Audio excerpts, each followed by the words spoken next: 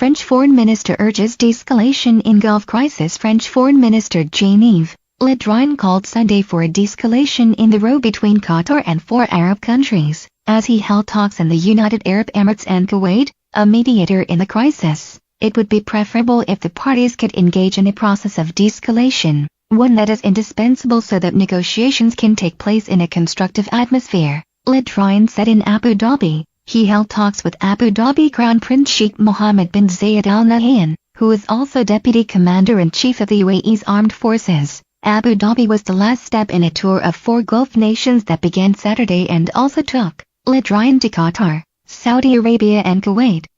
Earlier Sunday, the French Foreign Minister held talks in Kuwait City with senior officials in a bid to bolster the Emirates' attempts to mediate in the Gulf crisis.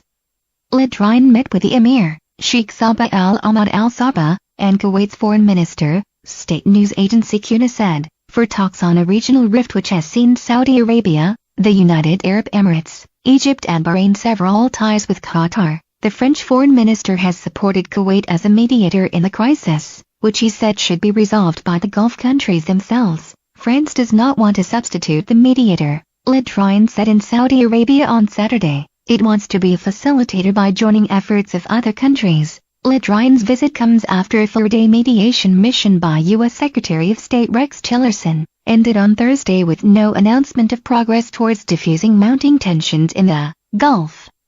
Saudi Arabia and its allies imposed sanctions on Doha on June 5, including closing its only land border, denying Qatar access to their airspace and ordering their citizens back from the Emirate. The 4 Arab states accuse Qatar of ties to Iran and of funding Islamist extremist groups. Qatar has denied the accusations.